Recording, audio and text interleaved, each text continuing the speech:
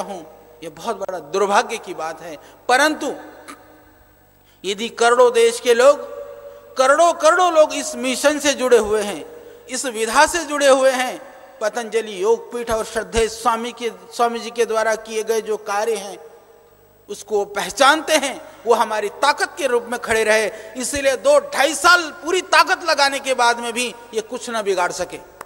यह भी बहुत बड़ा इतिहास है कि इतनी बड़ी संस्था और संगठन चलाने वाली जो व्यक्ति है वह सीधा सीधा सा इन दुष्टों के साथ टक्कर ले रहा हो और उसके बाद में वो पूरी ताकत के साथ उसको मिटाने के लिए जुटे हों, परंतु वो कुछ भी ना मिटा सके। यह भी एक बहुत बड़ा इतिहास है। यह ज्ञात इतिहास में आपको कहीं ना दिखेगा।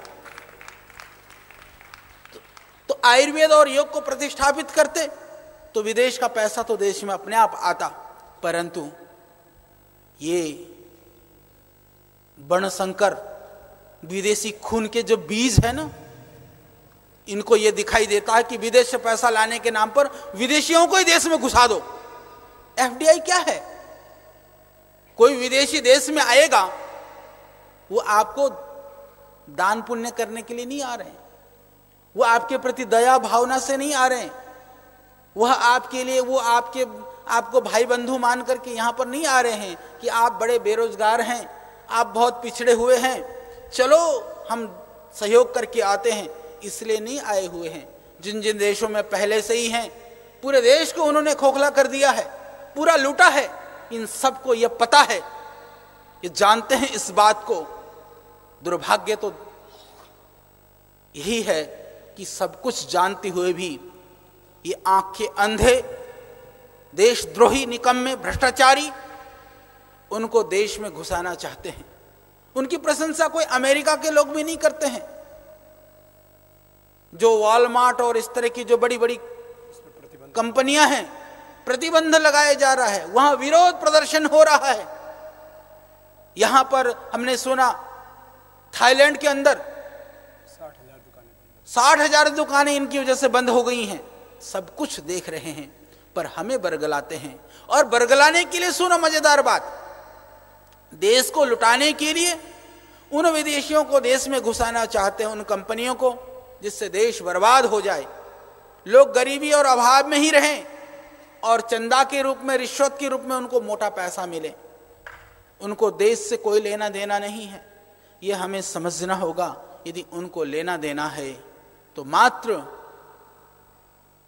अपनी सत्ता को बना करके रखने के लिए किसी को मिटाना भी पड़े, पूरे देश को रसातल पर भी भेजना पड़े, उसके लिए भी तैयार हैं। ऐसे खूंखार राक्षसों से हमें सावधान होना होगा। 25 करोड़ लोग बेरोजगार, देश के 25 करोड़ लोग यदि बेरोजगार हो जाते हैं तो सोचिए देश की क्या स्थिति होगी।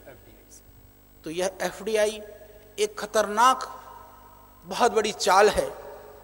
और मैं आपको बहुत पक्की सूचना बताता हूं, टॉप लेवल पर जो अभी बैठे हुए हैं सिस्टम के अंदर, एक ने कहा कि बोले हमें पता है एफडीआई से देश को कोई भला होने वाला नहीं है, परंतु उनकी नीतियां ऐसी होती हैं कि शुरू के 2-3 साल में वो ऐसा लगता है कि किसानों को बहुत लाभ हो रहा है, आने के बाद भी मैं पहले से ही बता रहा हूं आपको, 2-3 साल में क्या करती हैं कि वो थोड़ा सस्ते में सामान देंगी, क्योंकि वो ब्रांडिंग के लिए, बाकी सस्ते में सामान देंगी तो वह दूसरे लोगों को सामान जो है नहीं बेच पाएंगे, उतने में नहीं दे पाएंगे।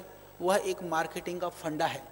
बोले 2-3 साल के अंदर जब देखेंगे कि उनको ज़्यादा पैसा मिल रहा है, किसानों को, लोगों को सस्ता सामान मिल रहा है, लोग बहकेंगे। बहकने के बाद सारे लोग जो है उधर ही जाएंगे। उसके बाद वो कंपनियां ऐसी मोनोपोली कर लेंगी, क्योंकि तब तक ना किराने वाला रहेगा, ना पंसारी रहेगा, ना आपका रेढ़े वाला रहेगा, ना जो है खोमचे वाला रहेगा, ना सब्जी का दुकानदार रहेगा। सब वो धीरे धीरे सरका लेंगे। सरकाने के बाद कहेंगे, किसान को कहेंगे क्योंकि हम तो इसी रेट पर लेंगे, तो किसान के पास तब कोई विकल्प नहीं होगा। आज तो कम से कम उसके पास विकल्प है, वो रेढ़े में बेचे, रिक्शे में बेचे, सीधा बेचे, मंडी में जाकर के बेचे। आज किसान के पास कम से कम वो विकल्प है, वह भी विकल्प नहीं रहेगा। उसके बाद में खरीदने वालों को कहेंगे कि इतने में खरीदोगे तो ले जाओ, नहीं तो हम नहीं देंगे। तो खरीदने वाला भी अभी भी तो बेचारा कहीं से भी जा कर के ला सकता है, वो आपकी मर्जी है। 10 जगह सब्जियां मिलती हैं, 10 जगह राशन मिलता है, आप जाके कहीं से भी ला सकते हैं अपनी सुविधा अनुसार। फिर वो व्यवस्था नहीं रहेगी, फिर वो कहेंगे कि इतने में ही हम देंगे, यदि पेट पालना है तो लाना होगा, नहीं तो भूखे मरना होगा। तो ये षड्यंत्र है, बहुत बड़ा षड्यंत्र है। और आप देखेंगे, मैं आज आपको बताता हूँ, यदि हमने ध्यान नहीं दिया और यदि हमने विरोध नहीं किया तो देश और भी भूखमरी के कगार पर पहुंच जाएगा। और देख लेना कितना भयानक रूप आपको देखना होगा। तो यदि ये तो अच्छा है कि हम ऐसा स्वरूप देखें, इससे पहले विद्रोह करके कि हम करोड़ों देशवासियों को भूखों मरने के लिए छोड़ दें, उससे अच्छा यह है कि लड़ते हुए अपने आप को ही आहूत कर दें। इसीलिए हमें लड़ना होगा, इसीलिए हमें जुटना होगा। और दूसरी बात, ये जो नेता हैं जितने भी, मैं आपकी जानकारी के लिए बताता हूं, जो अभी एफडीआई को प्रचारित करने के लिए 100 करोड़ तो घोषित इन्होंने बजट दिया, अघोषित इन्होंने हजारों करोड़ खर्च किए हैं लॉबिंग करने के लिए, सब कुछ करने के लिए। तो ये पैसा किसका है? वो आपका और हमारा है, जो हमारे से टैक्स के रूप में ये प्राप्त कर रहे हैं। जो हम टैक्स दे रहे हैं, जो सामान के ऊपर टैक्स लगा रहे हैं, वो पैसा ये अपनी मर्जी से इस देश को खत्म करने के लिए प्रयोग कर रहे हैं। तो हमें इसके लिए खड़ा होना होगा। देश के अंदर इस बात को, हमें इस आवाज को मुखर करना होगा कि हमें जो है, हमें बहुत लूट लिया, अब हम लूटने नहीं देंगे। तो जो जिस साधन से देश ऊपर उठ सकता है, आज हार्वर्ड यूनिवर्सिटी कह रही है, मैं आपकी जानकारी के लिए बता दूं, ये दुष्ट नाम भी मैं नहीं लेना चाहता, एक व्यक्ति ने कहा, स्वामी जी कोई आर्थिक संबंधों में बात कर रहे थे, तो वो कह रहा, अरे बोला, अच्छा बाबा जी को वित्तीय बातें भी पता है, मुझे तो ये पता नहीं था। बड़े टोंट में उसने ये बात कही। आज इन्होंने किस षड्यंत्र के तहत क्या क्या किया, थोड़ा थोड़ा आपको पता है। मीडिया में जो चीज आती है, पर्दे के पीछे की असलियत नहीं, सामने जो होता है उसमें से कुछ कुछ आता है। पर्दे के पीछे इन्होंने क्या घिनौना खेल खेला, कितना प्रयत्न किया होगा कि हम जेल में रह करके आए। जिस दिन जेल में था मैं, उसी टाइम पर मैंने सोचा था, मैंने कहा था बाहर आने के बाद, हमारे अंदर जो सोया हुआ क्रांति का भाव है, जो क्रांतिकारी की जो आत्माएं, जो हमारे अंदर जो उनके संस्कार जितने भी अंश में है, वो सारे संस्कारों को इन्होंने झटके से जगा दिया है। मैंने ये बात कही थी, पूरे देशवासी के सामने ये बात मैंने कही थी। एक पीड़ा थी, एक दर्द था। इस बात के लिए मुझे इस बात की कोई परेशानी नहीं है, हमें कितना भी संघर्ष करना पड़े, कितना भी कुछ भी करना पड़े, हम तैयार हैं। पर इन्होंने बहुत एक ओछी घिनौनी हरकत कर करके, एक लांछन जैसे कहते हैं, एक मेरे ऊपर, एक मेरे हृदय को उस बात की बहुत चुभन थी कि इनको जब कुछ नहीं मिला, कि मेरी जो सर्टिफिकेट को और मेरे जो मार्कशीट थे उसको षड्यंत्र पूर्वक ये प्रयत्न किया कि बोले ये फर्जी है। अच्छा, फर्जी की बात मैं आपको बताता हूं।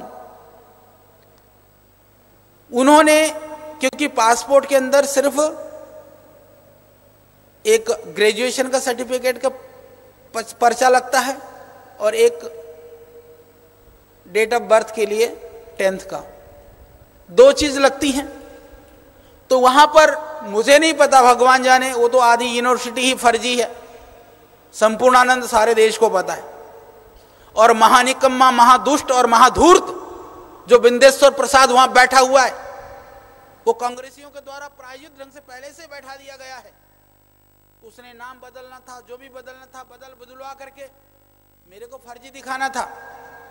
आचार्य को कहा, जो कॉलेज के प्राचार्य थे, उनको बोलो कि ये यहाँ पढ़ाई नहीं करी। उसने कहा मैं कैसे कहूँ कि यहाँ पढ़ाई नहीं की, जब इन्होंने पढ़ाई की है। तो बोले तू भी चल जेल में। तू फर्जीवाड़ा में शामिल के नाम पर उसको भी जेल में भेज दिया।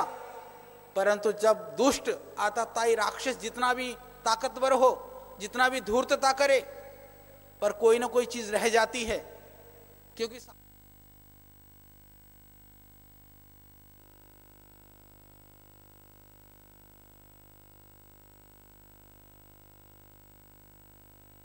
मैंने दो बात पूछी, तुम कहते हो पासपोर्ट बनाने के लिए डिग्री बनाई, ये बताओ पासपोर्ट तो मेरा 97 में बना, मैं 98 99 तक क्यों पढ़ता रहा, वहां परीक्षाएं क्यों देता रहा?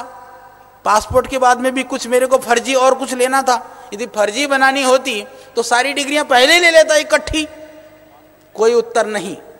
दूसरी बात मैंने कहा, ये बताओ आचार्य का रिकॉर्ड किसी भी यूनिवर्सिटी के अंदर जब आप पढ़ाई करते हैं, आपका जब एडमिशन होता है तो पहले आधार तो होगा, कुछ आपके मार्कशीट जमा हुए होंगे, आपका सर्टिफिकेट जमा हुआ होगा, कुछ किसी आधार पे तो आपने प्रवेश दिया होगा। तो मेरी सारा कुछ था ही नहीं पीछेगा, तो तुमने पीजी में पोस्ट ग्रेजुएशन में मेरे को एडमिशन कैसे दे दिया? ये तो विश्वविद्यालय का काम है। तो ये दो बात ही डिग्री भी क्यों दे दिया? दो बात ही बहुत, और डिग्री दे दी। वो डिग्री क्यों दे दी भाई तुमने मुझे फिर? तो ये दो बात ही पर्याप्त है देशवासियों को यह समझाने के लिए कि कितना बड़ा षड्यंत्र और कितनी घिनौनी स्तर तक ये गिर सकते हैं।